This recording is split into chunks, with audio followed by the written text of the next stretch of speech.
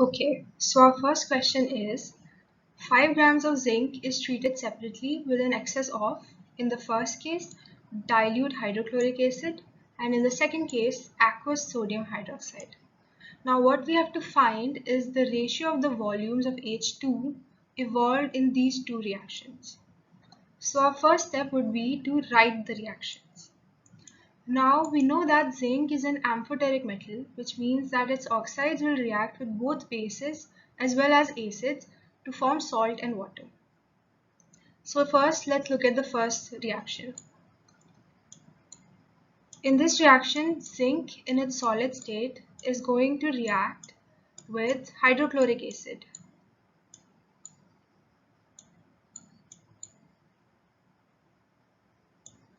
In its aqueous state and form firstly zinc chloride, which is a salt, and also hydrogen gas is going to be evolved.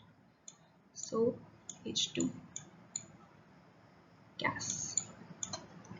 Now,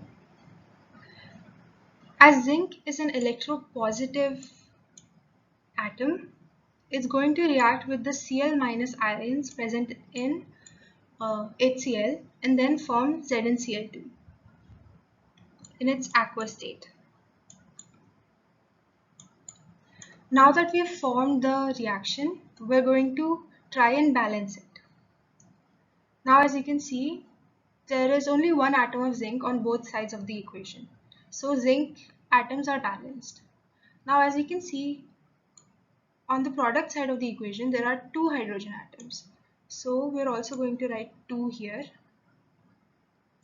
Now the equation is well balanced. Similarly, let's check the second equation.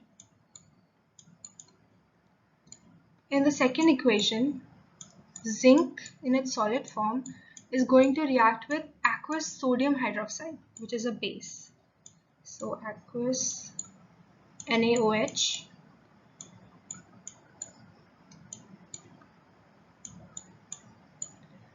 and it's also going to form a salt and also hydrogen gas is going to be evolved. Now let's see what the salt which will be formed is.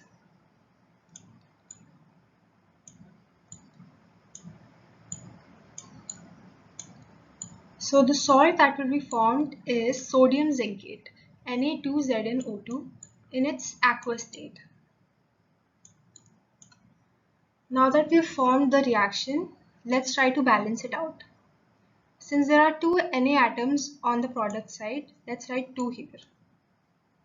And let's check if the other atoms are also balanced. So there are 2 atoms on both, oxygen atoms on both sides, 1 zinc atom on both sides, 2 Na atoms on both sides, and 2 hydrogen atoms on both sides. So this is also a well balanced equation. Now we need to check the ratio of the volumes of H2 evolved in both of these reactions. So according to stoichiometry, as in the first equation, the stoichiometric coefficient of both zinc and hydrogen is equal. Therefore, the number of moles of zinc is going to be the number of moles of hydrogen. And according to the question, we were given 5 grams of zinc. Now we know that the molecular mass of zinc is 65.38 grams. So that means 65.38 grams of zinc has 1 mole of zinc in it. So how much would 5 grams of zinc contain? So 5 grams of zinc would contain 0.076 moles of zinc. So according to stoichiometry, as there are 0.076 moles of zinc, there is also going to be 0.076 moles of hydrogen gas.